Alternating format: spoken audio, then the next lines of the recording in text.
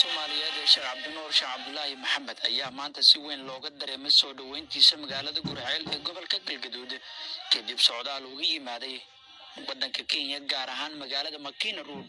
sidoo kale sheekha ayaa maalmihii ugu dambeeyay waxa uu ku sugnaa qaybo ka mid ah waddanka Soomaaliya. soo dhaweynta sheekha waxaa ka qayb qaatay rag iyo dumar jamaacatu nuur ee magaalada Gurceel ee gobolka Galgaduud. sheekha ayaa loo soo gulbiyey xarunta jamaacatu nuur faraciida magaalada Gurceel ee gobolka Galgaduud halkaasi oo sheekha si weyn loogu soo dhaweeyay.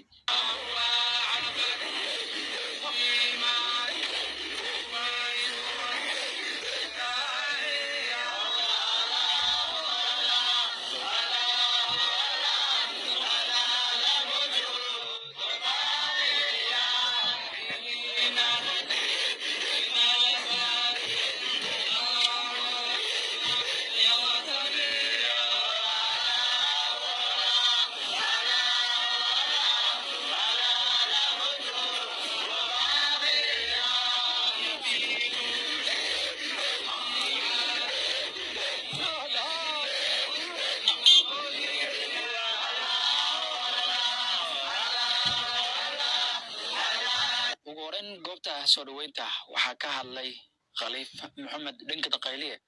oo ka tirsan jamaacada Sheekh Maxamed Xasan Diirshe isagoona sheekha ku soo dhaweeyay halkan. ilaahay makaankan sharafta isugu kaana keenay yaan u mahad celinaynaa mahad celin dhacdiyeed xertii Sheekh Cabdinuur iyo xertii oo la timid oo la socotay ilaahay waa noo nabad keenay ilaahay baan ku xamdinaynaa أهل meesha jooga oo xertiisii waanu soo dhaweeyeen waa soo dhaweeyeen hadda sharaf bay leeyihiin Allah shafo sheegana karaamadiisa kor Allah ka dhigo sidoo noo soo xushmay noo soo booqday kuwa u soo qalmana Allah anagana naga dhigo kuwa manaafic iyo wacdi kala harana Allah naga dhigo intaasaan ku soo dhaweynaynaa sheega intii soo dhaweydana waa ayuna waa mahadsan yihiin sheegana hadda daalbu ku yimid oo jidar buu soo galay hadda wasil masiitaana kada sheega waa in la fariisiyo intaasaan ku soo ganaanuda ilaahay muraadka naga aakhiriya adduun bana Allah hasalo. ugu dambeyntii Sheekh Cabdinuur Sheekh Cabdullaahi Maxamed ayaa ka mahadceliyay sidii quruxda badneed ee maanta magaalada ay ugu soo dhaweeyeen jamaacatu nuur rag iyo dumarba isagoona u duceeyay kana hadlay ujeedka dhabta ah ee halkan uu yimid. Rahmaanir Rahiim alxamdulillaahi rabbil caalamiin الحمد لله الذي هدانا لهذا وما كنا لنهتدي لولا أن هدانا الله. اللهم صل وسلم وبارك على سيدنا محمد صلى الله عليه وسلم سيد الأولين والآخرين وأكرم السابقين واللاحقين صلوات الله وأزكى تسليماته عليه وعلى آله وصحبه ومن اقتدى بهديه إلى يوم الدين. أما بعد الحمد لله إلهكم حمدنا ما أنت ومالين خيرات وحوي وسيد الأسبوع مالين جمعة ويه ومالة بركة بدن مركا تاسو أسبوع عدن مالمه سمانك وفضل بدن sida ay diintu noo sheegtay oo Ilaahay subhanahu wa ta'ala quraankiisa uu nooga waramay nabigeennana uu noo sheegay calayhi salaatu wasalaam waliba waxa weeye saacadii maarta cajabta lahayd weeyo waxa weeye bacda salaat al-asr salaada casr markii la tukado khatiibka markii khudbada uu akhriyo ilaa casrka waxa la gabalku ka dhaco waxa weeye waa xilliga la rajaynayo saacatul ijaabada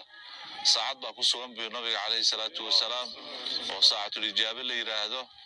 ilaahay lama su'aasho shay illa ilaahay subhanahu wa ta'ala waa aqbala marka yoomkaasaan maanta barakaysan baanu joognaa waxaan soo booqanay magaalada Gurceel jamaacadkii ikhwaankii akhawaadkii ahbaabtii culimada ahlus sunnah wal jamaa alxamdulillah ta'ala iyo mawlici yaanu maartay soo gaarno soo booqanay alxamdulillah waxaan ka imaanay magaalada Gaalkacyo waan ka imaanay ilaa waxa weeye Burtinle إلى بعدوين إلى مقالة قال كعيان صامرني وأحبابته يجوجين ما أنت إلهي وحنا مكانية مقالة قرعال الحمد لله على السلامة نبت قليده برواقض أمني إيمانك بإله وحمدنا